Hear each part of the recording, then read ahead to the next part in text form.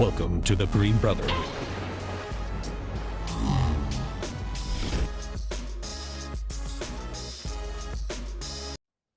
The Emperor's New Clothes by Danish author Hans Christian Andersen is one of the world's most famous tales. It's known in dozens and dozens of different languages. It's used as an idiom to mean anything from a tiny, innocent, logical, fallacious way of thinking to a grand conspiracy of doubt, disillusionment, social rejection, and vanity. Huge tale. Everyone knows it. Basically about an emperor who was so vain that all he cared about really was style. He didn't even care about running his administration that much, just about the clothes that he wore. And who could blame him? Because style, am I right? Welcome to the Berean Brotherhood. My name is Lee. I'll be your host for the day. We're just a couple of bros who study the Bible and want to study alongside you. And today we're going to be talking about the temporary demise of expertise. But one thing the experts agree on, 9 out of 10 doctors at least, is that you should hit the subscribe button below. Hit that subscribe button. It shows us tons of support, helps us to expand the ministry. We're just interested in teaching the Bible. Thank you for joining us. The emperor was so vain that he got taken advantage of by two scoundrels in his kingdom who decided to fake creating goods for him. They played off his vanity and they said that they would create a stylish robe, stylish emperor gear that was so amazing, so spectacular, that anybody who could not see it was stupid or too dumb. It would reveal the incompetence of his subjects. So a small segment from The Emperor's New Clothes. After these two scoundrels work their way into the emperor's kingdom, they're not really sewing anything. It's just invisible air that they're using to fool the emperor and take his money. The emperor says, "I'd like to know how those weavers are getting on with the cloth." But he felt slightly uncomfortable, this emperor, when he remembered that those who were unfit for their position would not be able to see the fabric. It couldn't have been that he doubted himself, yet he thought he'd rather send someone else to see how things were going. The whole town knew about the cloth's peculiar power, and all were impatient to find out how stupid their neighbors were. "I'll send my honest old minister to the weavers," the emperor decided. "He'll be the best one to tell me how the material looks, for he's a sensible man, and no one does his duty better." So the honest old minister went to the room where the two swindlers sat working away at their empty looms. "Heaven help me," he thought as his eyes flew wide open. "I can't see anything at all." But he did not say so. All in on this invisible clothing, decides to march in front of his entire town. And the end of the story says that everyone in the streets and windows said, "Oh, how fine are the emperor's new clothes. Don't they fit him to perfection? And see his long train." Nobody would confess that he couldn't see anything, for that would prove him either unfit for his position or a fool. No costume the emperor had worn before was ever such a complete success. And so everyone's continuing along this propaganda train. Nobody wants to admit anything, even though everyone kind of feels there's a lie going on here. And finally, a child comes out and says, "But he hasn't got anything on." The father of the child responds, "Did you ever hear such innocent prattle?" But that started a chain reaction, and one person whispered to another what the child had said. "He doesn't have anything on. A child just said he doesn't have anything on." "He doesn't have anything on," the whole town cried. Finally, the emperor shivered, for he suspected that they were right. But he thought, this procession has got to go on. So he walked more proudly than ever, as his noblemen held high the train that wasn't there at all. Now, someone may hear this and say, "Well, Lee, you're no expert. You don't really have a right to talk about experts." That's kind of true, I guess, the first part. But the second part is logically fallacious thinking. It's called an appeal to authority. It basically means that you disrupt or disregard all evidence just for the sake of the credentials of the person you're talking about. Doesn't work. It's logically fallacious. But some of my credentials are: I don't have a doctorate, I don't have a master's, I don't have a seminary degree, I've worked at McDonald's for 38 years, I'm as unqualified of a caveman as it gets, which makes me the perfect person, the layman, if you will, the just reasonable Joe, to talk about what the average man and woman has been feeling about expertise as a field and a pursuit of research for the last 10 or 15 years. Over the last 70 years, over 50 million new scientific papers have been published, with more than 5 million patents.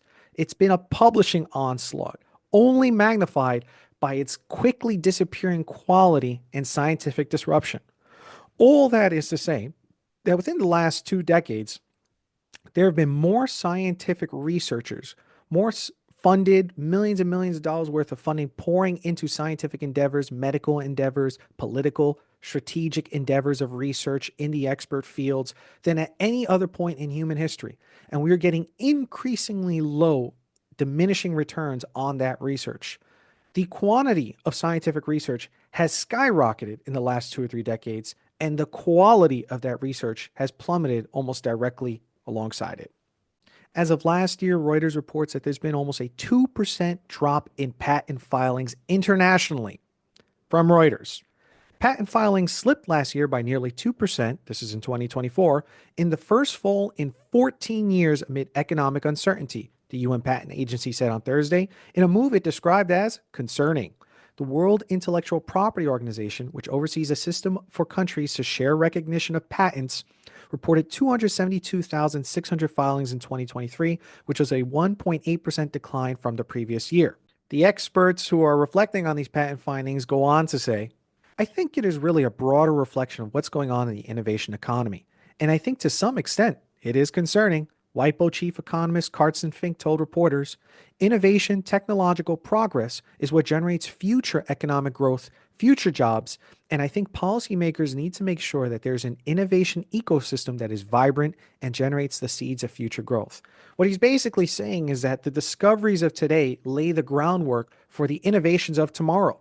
And since we've had several centuries, if not a millennia worth of miraculous scientific discoveries and findings, and the technology in 2025 is better than it's ever historically been, we are primed to discover new breakthroughs in scientific, medical, social, political research in the coming years. But that's just not what we're seeing happen. Instead, we're seeing more people looking to discovery, but less patent filings and innovation as a result of that looking. Now, someone may say, well, patent filing doesn't really mean that the search for knowledge is in danger in any way. It's the quality of the research that matters. It doesn't matter whether or not people are coming up with new ideas, but are they discovering new ways of thinking in the research? From Nature, a quoted article by Michael Park, Aaron Leahy, and Russell J. Funk, papers and patents are becoming less disruptive over time.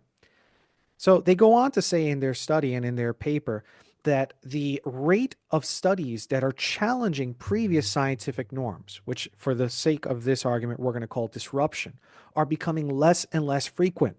Scientific papers are becoming more risk adverse and less willing to challenge social research paradigms from the expert class. So there are more papers coming out, there's more funding for these papers, but there's less patent filings overall, and there's less divergence of thought in the papers. Quality, quantity, why aren't you bros? Writer Max Kozlov summarized it in an even simpler format by just saying straight up, disruptive science has declined, and no one knows why.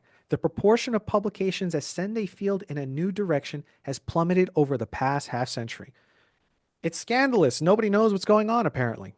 But it's not just the amount of findings, the quality of findings. Academia, even at the highest learning institutions, is somewhat under assault. We have rampant fraudulent activity happening at a faster and faster pace with the expert class of the United States and the international community. From the James G. Martin Center for Academic Renewal, the list of elite institutions at which high-profile faculty commit misconduct is growing rapidly. In 2018, Duke University was the 8th largest recipient of NIH funding with $475 million. Duke acquired over $570 million in 2019. Yet in 2014, a whistleblower at Duke alleged that $200 million in grants were obtained using falsified data.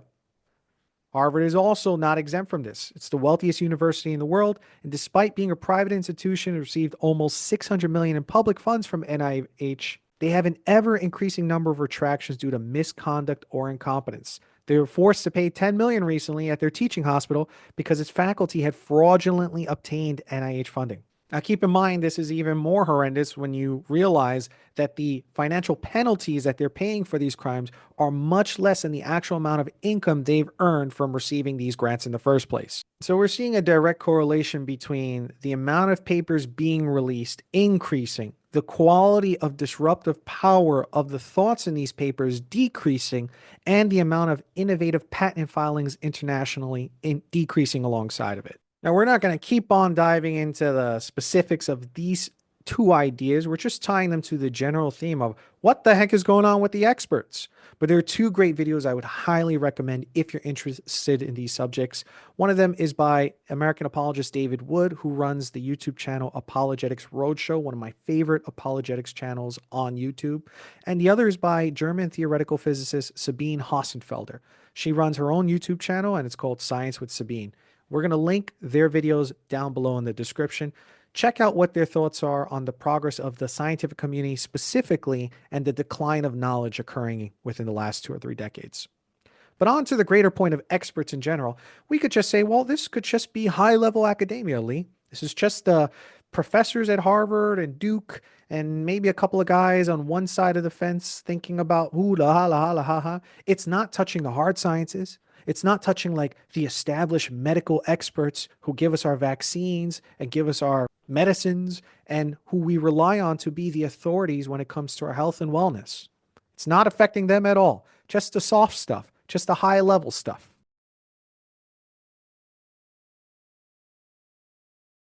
Hi, I'm Fox San Antonio's Jessica Headley. And I'm Ryan Wolf. Our greatest responsibility is to serve our Treasure Valley communities, the El Paso, Las Cruces communities, Eastern Iowa communities, Mid-Michigan communities. We are extremely proud of the quality, balanced journalism that CBS 4 News produces. But we are concerned about trouble and trend of irresponsible, one-sided news stories plaguing our country. The sharing of biased and false news has become all too common on social media. More alarming, some media outlets publish these same fake stories without checking facts first. The sharing of biased and false news has become all too common on social media. More alarming, some media outlets publish these same fake stories without checking facts first. Unfortunately, some members of the media use their platforms to push their own personal bias and agenda to control exactly what people think. And this is extremely dangerous to our democracy. this is extremely dangerous to our democracy. This is extremely dangerous to our democracy. This is extremely dangerous to our democracy. This is extremely dangerous to our democracy. This is extremely dangerous to our democracy. This is extremely dangerous to our democracy. This is extremely dangerous to our democracy. This is extremely dangerous to our democracy. This is extremely dangerous to our democracy. This is extremely dangerous to our democracy. This is extremely dangerous to our democracy. This is extremely dangerous to our democracy. This is extremely dangerous to our democracy. This is extremely dangerous to our democracy. This is extremely dangerous to our democracy. But uh-oh, we got problems. This is from the Office of Public Affairs from the U.S. Department of Justice. And it's a press release basically describing how in 2025, Pfizer agreed to pay nearly $60 million to resolve false claims allegations relating to improper physician payments by subsidiary. All that is to say that Pfizer had a subsidiary company known as Biohaven. Biohaven was promoting one of their own drugs, Nurtec ODT, and they basically falsely promoted it. False claims to Medicare and other federal healthcare programs by paying kickbacks to healthcare providers to induce prescriptions of Biohaven's drug Nurtec ODT. So they basically paid these healthcare providers illegal money, criminal money, so that they could promote one of their drugs and make sales on it. And you might say, okay, well, that's just a subsidiary of Pfizer. That's not Pfizer itself, the established medical authority. Maybe they just made a boo-boo. Maybe they just brought the wrong guys onto the ship. Pfizer is forced to pay a $430 million fine over illegal marketing for its drug Neurotonin. They basically lied, and even though the FDA didn't approve it, they said that it helped with migraines, chronic pain, and bipolar disease, which is a severe mental illness. Pfizer was willing to lie about that to better sell its drug and basically say it cured things that it did not cure. But these are just one-offs. So what if universities and scientific researchers are releasing tons more of low-quality papers that don't actually do anything and are just chasing funding? So what if that happens in academia? So what if Pfizer has one subsidiary that plays a little fast and loose? So what if Pfizer gets sued once or twice? These aren't historic happenings. People have been ripping off each other since the beginning of time, and fraud is always going to happen, even in upstanding, expert-run circles. Here's a press release from 2009. Pfizer, the Justice Department announced the largest healthcare fraud settlement in its history. Pfizer paid $2.3 billion for fraudulent marketing. American pharmaceutical giant Pfizer and its subsidiary Pharmacia and Upjohn Company have agreed to pay $2.3 billion.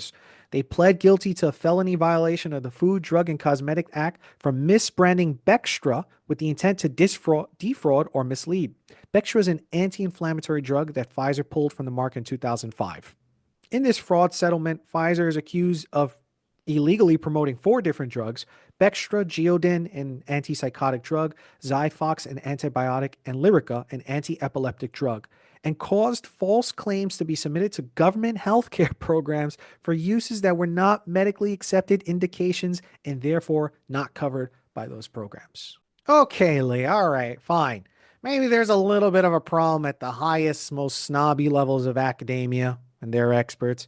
Maybe there's a problem in the medical field and their experts, but there's something to gain for all of these people. Of course, there's going to be problems that show up sometimes in historical ways. It's not like mainstream expertise is in danger of being consistently wrong at higher and higher volumes. Is it? It's going to be a path-breaking victory, the first woman president, Kamala Harris. My predictions have stood the test of time. The keys are the North Star, the unchanging system. And you are sticking right now that the keys predict that Vice President Harris wins the election in 6 days. That's right. It's possible, but a lot would have to go wrong for Harris to lose. So it was possible, and it happened. Oof. So we've got high-level academia. We've got the most established, credible medical experts in the world and scientific researchers.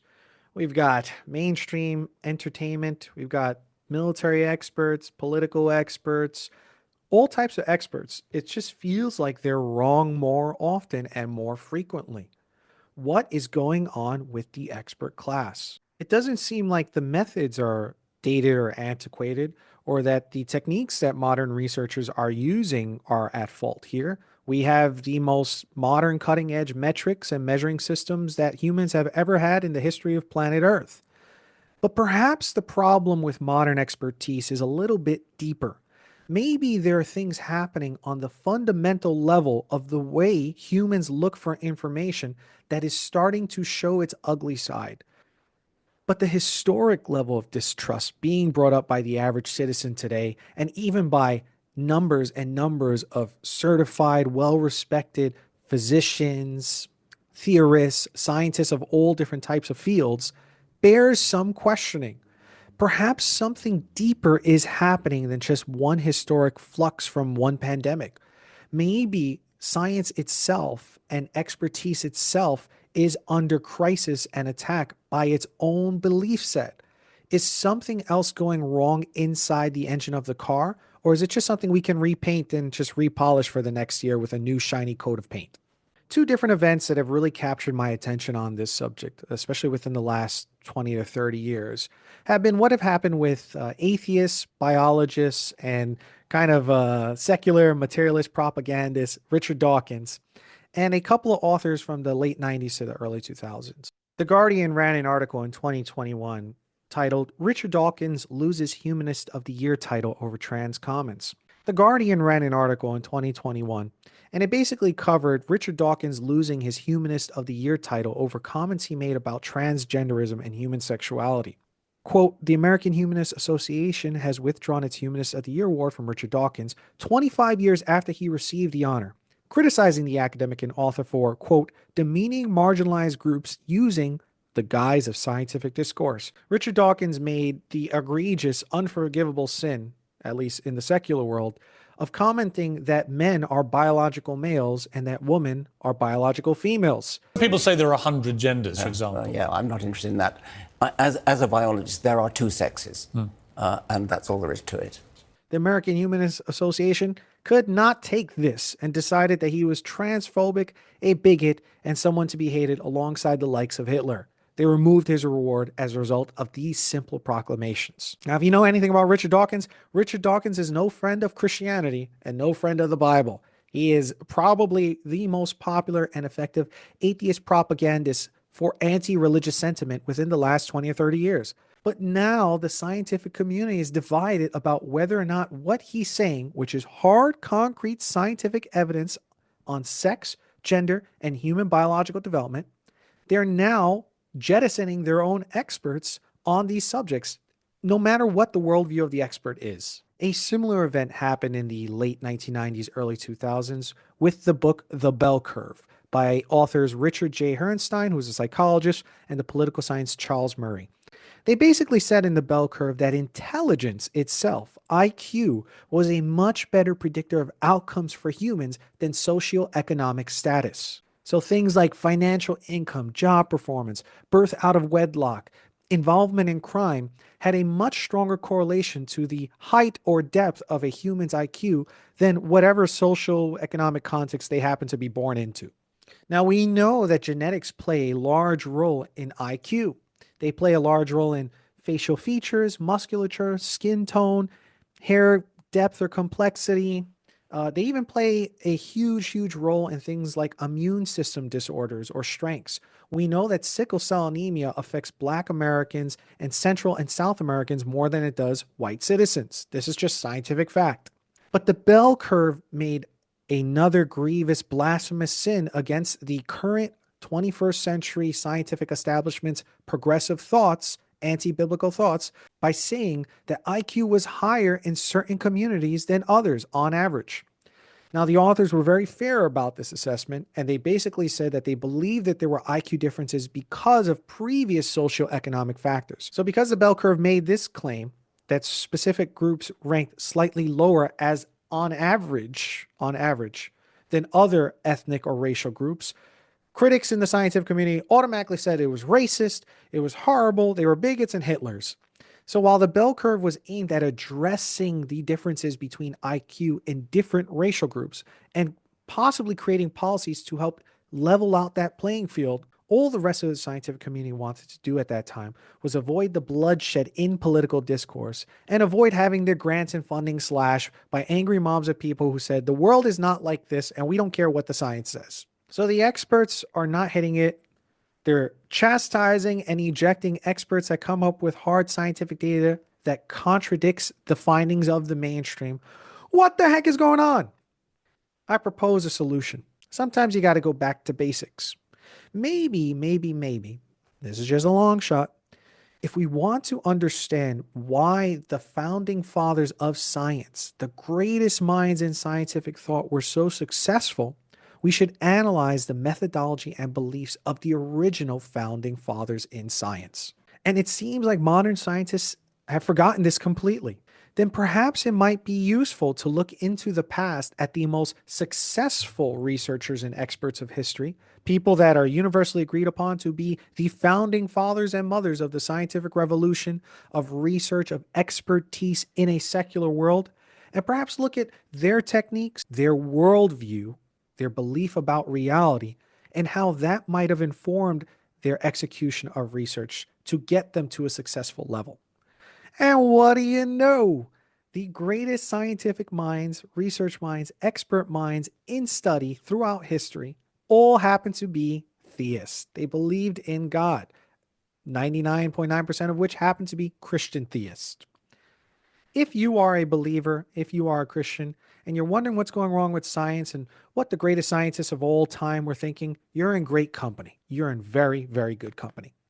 One of the core ideas behind the original scientific geniuses of history was that they all believed in God. They all believed in a universe based on understandable, intelligible laws and order, and they believed that God had designed this universe for them to discover and to explore. Not just for their own glory, not just so they could get funding and grants and social esteem and a really cool Instagram page with 40 million different fans, but so that they could explore the universe for the benefit of humanity in service to God. This was the core driving fundamental belief for the majority of the founding fathers of the scientific revolution. A couple of Christians who were part of this revolution, you might know a few of these names. Johannes Kepler, he developed a system of musical notation to represent the speed of planets, believing that the harmonies glorified God. He's big in interstellar development and research. Isaac Newton, considered the father of modern mechanistic physics. We know all the Newtonian laws and all the good that that's done for any number of technological fields and research. Robert Boyle was considered the father of modern chemistry. Andreas Vesalius was considered the father of modern anatomy, studying the human body and the implications of different biological environmental impacts on it. William Harvey was considered the father of modern medicine. Anthony van Leeuwenhoek was considered the father of microbiology. On and on and on and on the list goes. One of the biggest, if not the biggest differences between 21st century researchers and experts and those who led the biggest changes in history around knowledge was that one group of them were theists and believed in God and almost all believed in Christ, and the other group generally does not. As a matter of fact, despite all the claims to the contrary, the medieval church is the starting place for the modern university. Modern academia and higher education learning started in monasteries run by monks and nuns in the medieval church. This dates all the way back to the 6th century, maybe even a little bit before it. Now, there were some antecedents to these types of medieval church, Latin church run universities/monasteries. You have Haran University, also known as the Madrasa of Haran, which was a medieval Islamic institution of higher learning in what we would consider modern day southeastern Turkey. You have in Egypt the Peranka, which means the House of Life, and that was in 2000 BC. In West Africa, Mali, you had the University of Sankore, which began as a mosque in the 12th century CE. And in South Asia, you had Pushpagiri, Nalanda, and Vallabhi, which were all centers for institutes of higher learning. But the earliest first formal universities, what we would kind of define as autonomous centers of secular learning and understanding, were developed by the Latin Church. 3 of the oldest, which were the University of Bologna, University of Paris, and the University of Oxford, were all tied to historical leadership of devout Christian kings and priests. For example, in the University of Bologna in Italy around the 12th century, students were basically paying regular and ecclesiastical scholars to teach them subjects like liberal arts, notarial law, and theology. In the University of Paris, it came out of the cathedral school in France in the 12th century. Doctoral degrees, student nations, expertise in the humanities, science, literature, law, medicine, Protestant theology all came out of this cathedral school that eventually evolved into the University of Paris. And of course, Oxford University, which everybody knows, was tied historically to the devout Christian leadership of Alfred the Great, King of the Saxons, and even medieval theologian Theobald of Otampus. These were devout Christian men who decided that if they were going to pursue knowledge and adore their creator, adore the God of heaven and of earth, one of the best ways to do that would be to expand their knowledge about the natural universe. Knowing more about the natural universe will give them better insight into the nature and character of God and allow them to share this boon of wealth and information and expertise with their fellow man and woman to everyone's benefit. These are just a few of the examples of the impact that Christianity, that belief in the Bible, has had on expertise historically and on scientific, medical, and political achievement. It has been central. It has been the cornerstone of these advances. It's just interesting because what is it about this Jesus? Jesus himself claimed he would be the cornerstone of history, that he would be the rock upon which nations and people would break and become built upon. So why is this Jesus so unique? What does this Jesus have to say about expertise? I mean, he is, after all, the entire reason for the Gregorian calendar. He is literally the focal point of history, AD and BC. All of the greatest scientific, expert, political, military leaders in history that created revolutionary movements within their fields were virtually all believers of him. What did Jesus himself have to say about knowledge and the pursuit of expertise on this planet? Perhaps we can glean some more insights about how we should be viewing expertise by listening to him. In Revelation 22:13, the Bible states about God, "I am the Alpha and the Omega, the first and the last, the beginning and the end." God himself, God the Father, Christ our King and Messiah, the Holy Spirit, identifies himself as the Alpha and the Omega. These are Greek letters that mean the first and the end, the beginning and the end. He defines himself as the start and end of all things within his created order, which includes knowledge. God is the purveyor and source of truth, not because he has some handheld opinion of truth, but because he is the beginning and end of all truth. He is truth and knowledge itself. Proverbs 9:10 says that the fear of the Lord is the beginning of wisdom, and the knowledge of the Holy One is insight. A lot of these experts believed in these foundational beliefs about God being the center of all creation, what they refer to as the Logos of Christ, the divine will and order that we see in the universe being based completely on the power and authority and character of the Lord God first. Hosea 4:6 goes on to say, "My people are destroyed for lack of knowledge. Because you have rejected knowledge, which we now know is God himself, I reject you from being a priest to me. And since you have forgotten the law of your God, I also will forget your children." So Hosea clearly makes a distinction between those who follow God's expertise advice on their own expertise and the ones who choose to neglect it. The consequences would affect them and their children's children. God is completely different from this new average of 21st century experts and researchers who are completely ego, narcissist, and financially driven.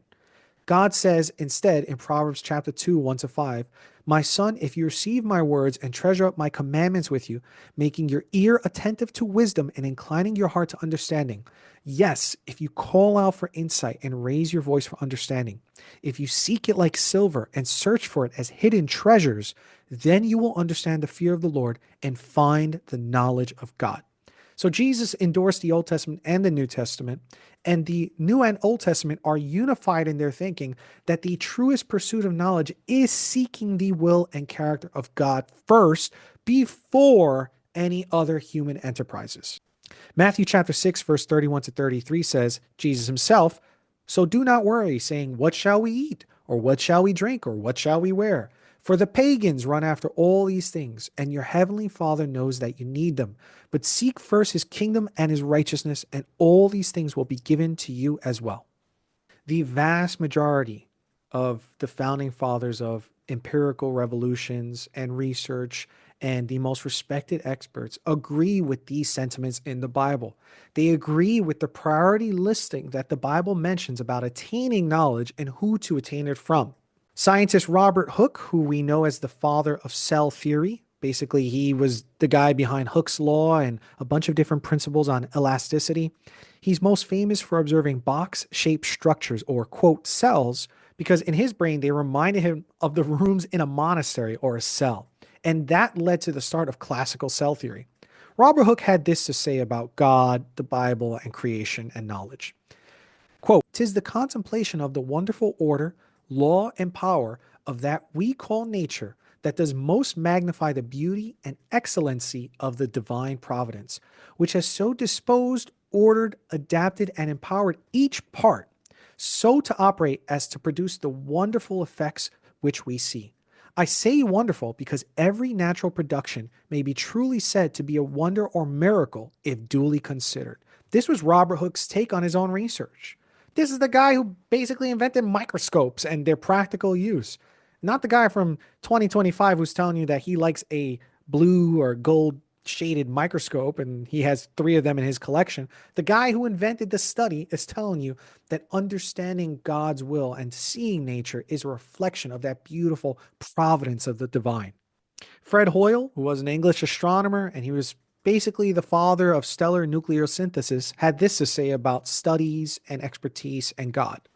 "A common sense interpretation of the facts suggests that a superintellect has monkeyed with physics as well as with chemistry and biology, and that there are no blind forces worth speaking about in nature. The numbers one calculates from the facts seem to me so overwhelming as to put this conclusion almost beyond question." And finally, we could do this all day. We could just list every single thing that all these guys have ever said about God and their love for him and their faith in him, blah, blah, blah, blah, blah. But we'll just leave you with this one. Max Planck, Max Carl Ernst Ludwig Planck, who was a German theoretical physicist, and his discovery of basically energy quanta won him the Nobel Prize in Physics in 1918, had this to say about God. "Anybody who has been seriously engaged in scientific work of any kind realizes that over the entrance to the gates of the temple of science are written the words, 'Ye must have faith.'" These researchers, these experts are some of the most trusted names in all of human history in the Western, Eastern world, all over. Anywhere where there's an instance of higher education and learning, these are the names that are quoted as the titans that lifted the rest of the enterprise up. And all of these guys put full credit and honor and glory on the name above all names before they even dreamed of thinking of pursuing science just for the benefit of humans. It was about worshiping God. It was about honoring the creator. And a nice side benefit of that is that we get smart TVs and we get phones and we get webcams and we get all bunch of cool stuff with it too. But to me, I think my opinion is the greatest travesty of scientific expert research and opinions in the 21st century is we've forgotten the entire reason why we're doing it in the first place. And that has led to a ripple effect of errors in thought and logic and understanding that have led to the quality dip of knowledge we've been experiencing for the last 100 years. It's no coincidence that within the last 100 years have been the largest number of non-religious reporting, self-identifying researchers and experts than any other point in modern history. It's kind of like saying you want to be an auto mechanic. Whereas in antiquity, the original guys who wanted to be auto mechanics thought to themselves, hey, we want to fix cars. I want my car to go zoom, zoom real fasty. You know what I mean? So I want to fix the engine and I want to fix the tires and I want to understand how the doors work and then the windows work. And I want to know how all of that works because I really want to be able to fix this car and soup it up and just have a great car. And I'd really like to do this because I'm in love with Ford and I love the fact that he invented cars. And I just want to honor his creation by understanding it so I can make a better version of it for myself and for him. Whereas the scientists in the 21st century are a little bit more like, hey, I like this engine.